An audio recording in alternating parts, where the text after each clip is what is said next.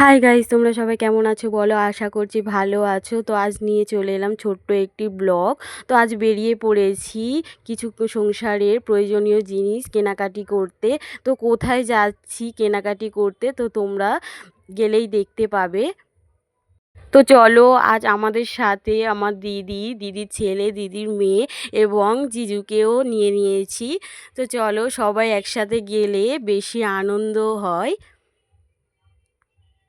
তো চলে এলাম শেষমেশ। তা তোমরা কি বুঝতে পারছো কোথায় এসছি? এটা হচ্ছে স্মার্ট বাজার। তো এখানে চলে এসছি কিছু কেনাকাটি করতে।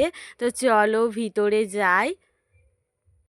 দেখো, আমাকে পিছনে রেখে সবাই এগিয়ে চলে যাচ্ছে, যেন মনে হচ্ছে আমাকে নিয়ে যাবে না। তো আমি তো যাবই সাথে।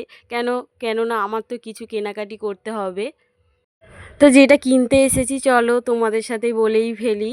সেটা হচ্ছে মিক্সচার মেশিন। তো দেখো মিক্সচার মেশিনগুলো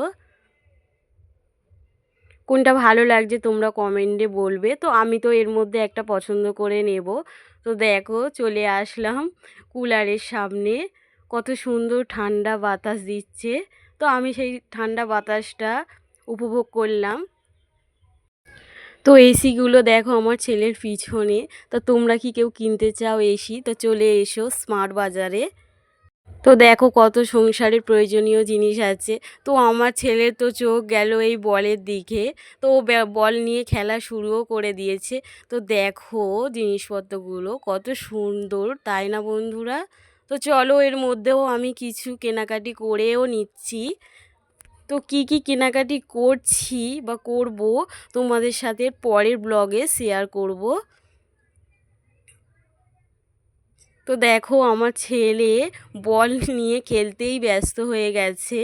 তো বাচ্চারা এরকমই হয়, যেখানেই যায় কিছু না কিছু নিয়ে খেলতে শুরু করে দেয়। তো চলো এবারে আমরা বেরিয়ে পড়ব।